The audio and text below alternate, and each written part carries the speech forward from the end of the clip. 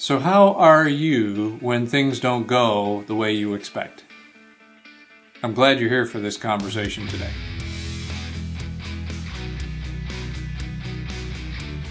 Hi, I'm Rob, and it's great to be able to catch up with you for a few moments here today.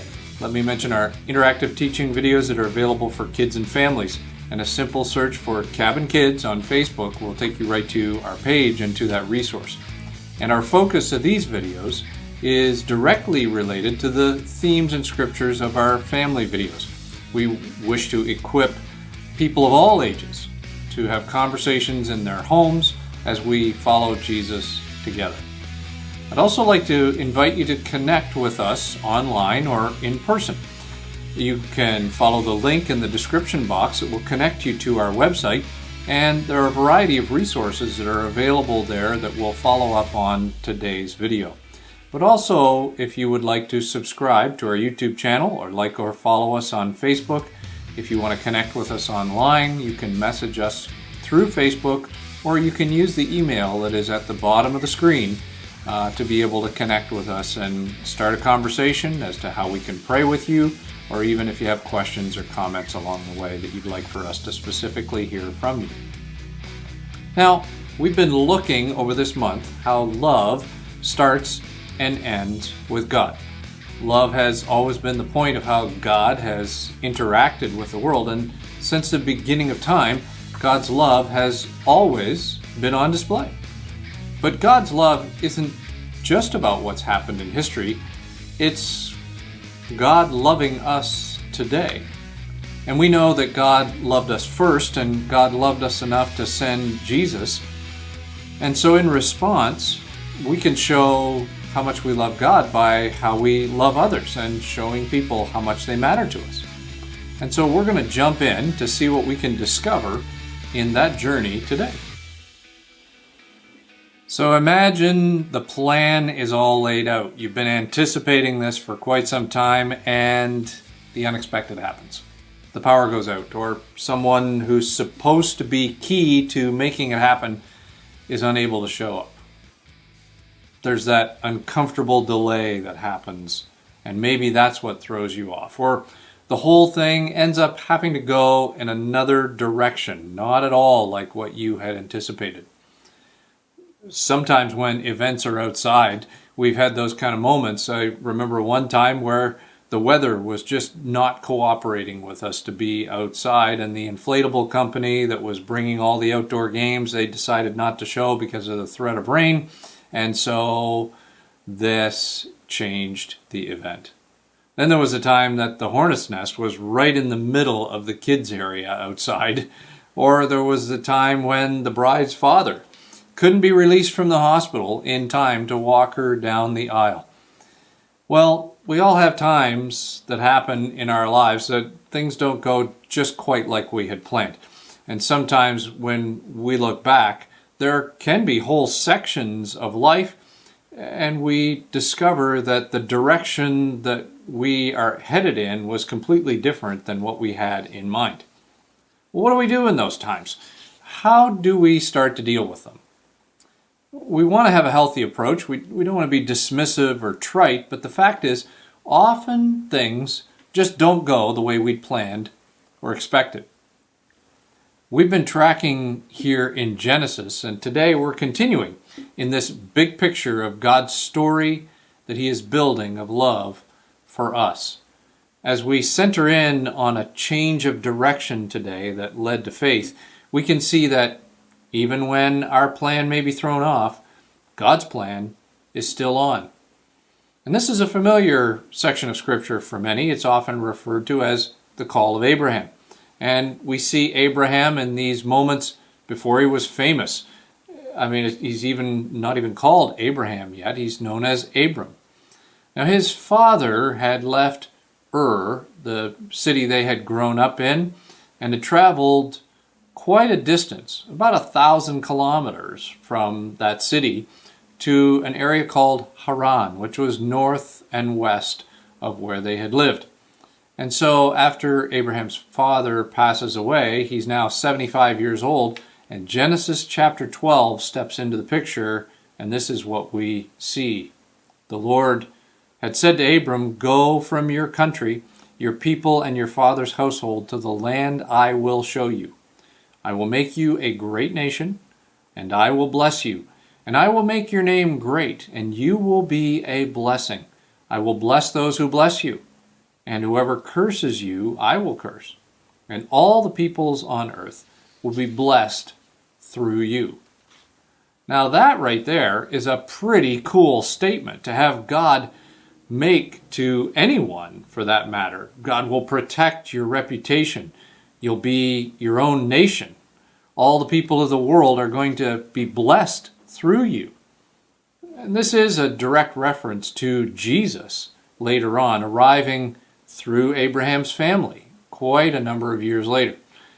But I wonder what that blessing thought really looked like in Abram's mind at this moment. It likely wasn't all that kind of happened next, but it started with the call to go, to leave his people and to go and leave everything that was familiar to some kind of unknown destination. God was taking him on an adventure, an unexpected direction that would build faith and confidence in him. So God would continue to demonstrate his story of love that he was building into Abraham, but also into the world around him. Verse 4 continues, "So Abram went, and as the Lord had told him, and Lot went with him.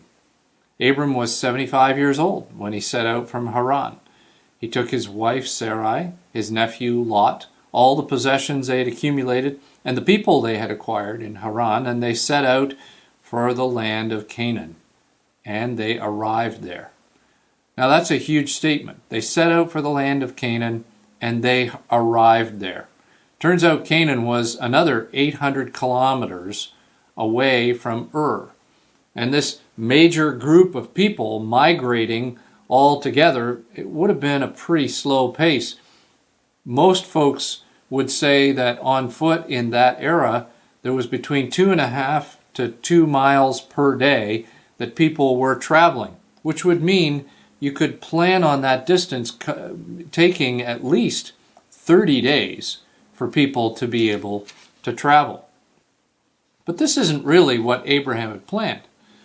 And actually, I'm sure that there were times when he wanted to ask questions like, why do I have to do all this anyway?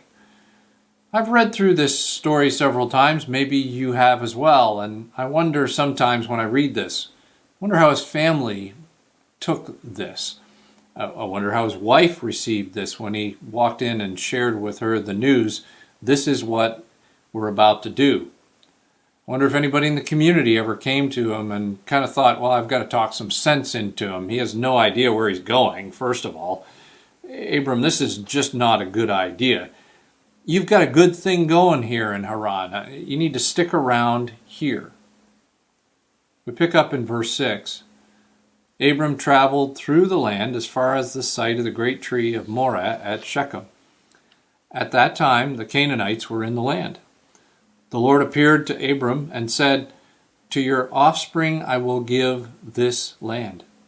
So he built an altar there to the Lord who had appeared to him. From there he went on toward the hills east of Bethel and pitched his tent, with Bethel on the west and Ai on the east. And there he built an altar to the Lord and called on the name of the Lord. Then Abram set out and continued toward the Negev. Now, as you read on in this whole account, you'll discover there was nothing about this journey that was easy. Abram's wife couldn't have any children. So how were Abram and Sarai to become a nation if they couldn't have any children? And as we noted, he's already 75 years old. This is not really considered the time to start over in a new place, is it? And there's always this nagging question in the background, where are we going anyway? It isn't until they arrive in Canaan that they realize this is the land we were headed for. And they arrive in Canaan, and as you look ahead, you'll discover there's a famine at the time that they arrive. What's that all about? I mean, why would God take him to where his survival would be threatened? And then there's the internal conflict for all of the workers and all the people traveling with him, his family. why has Abram brought us here? I mean, does he not understand there's a famine going on here? Are you sure that this was God talking to you? Later on, Abram ends up in trouble in Egypt. He ends up with family trouble when he and Lot can't share resources and things end up getting tense. They have to go their separate ways. He ends up having to rescue his nephew Lot from captivity. This doesn't sound like a divinely inspired adventure, though, does it? It sounds more like this kind of tunnel of chaos. Time after time, it's just not working out real smooth for Abram. This is the kind of experience that when you have it, you kind of scratch your head and wonder, what is all this for anyway? I mean, you said you were going to bless me. How is this what you could have possibly meant? Because everything so far has just been hard and it's been a mess. Now, many of you know that we've worked with our kids to take them on a mission trip when they were around 14 years of age. And this was one such trip, a one-on-one trip, where each of them would go with me to a country, and we were getting ready for the very first oldest kid to go to Ukraine. And there was a mix of planning and scheduling dates, and in the midst of all of the adventure and the excitement that was a part of it, I mixed up things on the departure date. And at the last minute, we realized and were reminded we're supposed to be leaving on this day. The distance to the airport was just enough for us to have missed our original connection, but we still had enough time to be able to get another connection to get to Toronto so that we could get out on the international flight overseas. Well, when we got to the airport, wouldn't you know it, there was a lightning storm, and that second flight was delayed. And the plane left from Toronto without us. We missed it. And we went back home, and I was discouraged. I was disheartened. I was just sick with how I felt about the fact that we had missed our plane. This was the first one. We were getting ready to go on this mission trip we'd planned for so long, and I messed it up. The travel agent over the next few days pulled some strings, a few minor miracles, and a few days later, off we ended up being able to go. The new schedule allowed us to arrive in country 4 or 5 days later than we expected, and so here we are with a new schedule, not the original plan, but we're going to try and make the best of it. Well, then we got word when we arrived in country that the folks we had come to work with, they had some kind of a hiccup with their visa or a glitch in the way that the visitor cycle was working at that particular time. And so they were going to have to leave the country, and they weren't allowed to come back for quite a period of time. And so they were going to have to leave early. They were going to have to winterize what they had been doing and all of the different kinds of things. And this is mid-August, and so although we thought we were late, we were actually right on time. We were able to invest in this part of the plan of getting things ready for winter. And as we all looked at each other, we realized that our delay had worked right into this adjusted departure that they weren't expecting. Even when our plan was thrown off, God's plan was still on. Now, we don't always get to see just how things can make sense quite so quickly in life. And although there's really no comparison to my experience in Ukraine and what Abraham went through, I'd suggest there's an angle for us to consider here. When things don't go as we expect, or when things seem to ride off the rails, when the script we've written is not the path our lives are actually following, well, I think what I understood and discovered in Ukraine, and might be something along the lines of what Abraham might say as he looks back on his life as well, that there are times and there are moments that we experience when it's developing faith in us. When we walk through difficulties in life, when we deal with the unexpected, when plans start to change, things seem to be upside down from what we had in mind. Maybe you've even got lots of questions that you're not sure anymore if it's really God that's at work, because this is not a very cool thing to have to deal with at all. In Abraham's case, why would God eventually take you to the edge of survival? There are times when you ask, God, what are you doing here? This couldn't be the blessing you meant, is it?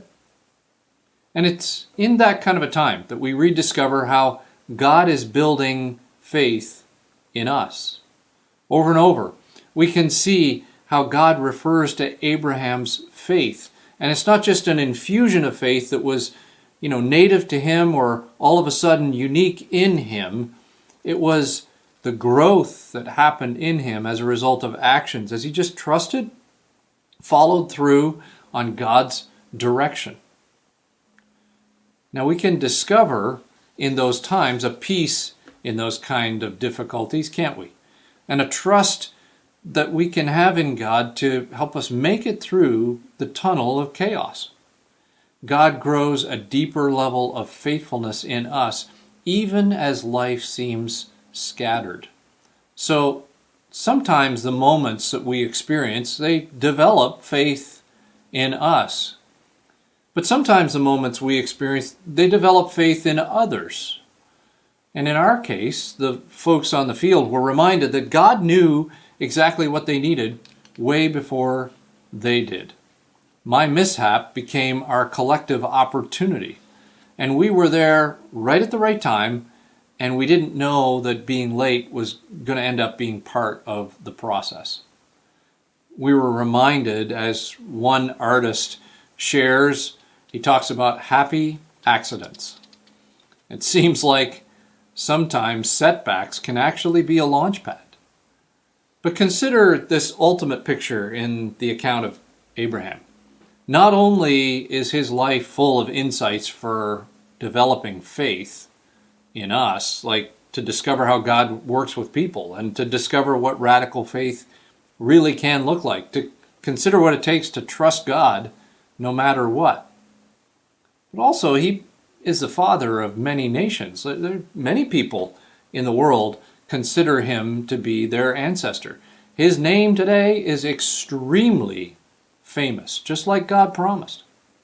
And the starting point on the journey to Jesus is actually something that we see here in chapter 12. We mentioned it earlier, that God is pointing the way to Abraham's family becoming the avenue for Jesus to enter the world. His life, Abraham's life, opens the door for faith, even our faith, and a promise of God's plan to reconnect us to himself through Jesus.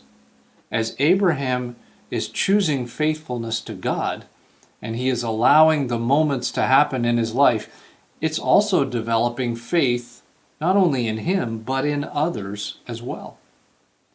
Now, we all face days when things don't go the way we planned, and it may be a short moment in time, or it could be a longer, more protracted period of time in our lives.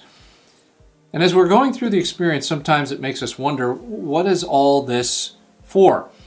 God, I believed you would bless me. How is this included in what you meant? Everything so far has just been such a mess. Why could this be happening? That's not dismissive. It's not trite to refocus on the love of God, the love story God is building in us and in the world around us, to allow our hearts and minds to discover the peace of Christ, knowing that this moment that we're facing is developing faith in us, and it may also be developing faith in others too. Let me pray for us today. God, we come to you, and there are some of us that are facing difficult moments, head-scratching kind of moments. Why is it that we're in the middle of this time? How is this a good thing? There's been a series of difficult moments, or a whole bunch of things that have taken us way off the path of what we thought life was going to look like. So today, we ask that you would refocus our attention on trusting you as we walk through times that often don't make sense to us. We're so thankful to you for the fact that even when we feel like life is hitting us with unexpected changes, that although our plan may go off the rails, your plan is still on track. We thank you and we praise you for your goodness to us today. In your name I pray. Amen. Thanks for taking the time to connect with us here in this way today, and I invite you to connect with us online or in person. You're welcome anytime at our site here in Kingston, or if you'd like to connect with us online, you can message us through Facebook or through the email address that's on the screen for you now. We'd love to hear how we can pray for you, or if you have questions or comments that you'd like to share along the way. There's also a link in the description box that will connect you to our website, as well as a variety of resources that we encourage you to explore related to worship at home, related to journaling, or even having further conversations about what God is doing in your life today with a friend or someone you trust. You may also choose to subscribe to our YouTube channel or like or follow us on Facebook. And before you go, if you don't mind taking just a moment to like, comment, or share this video, it's always an encouragement for us when you interact in that way. Farewell, we're praying for you. We trust you're praying for us too, and we look forward to seeing you all again soon.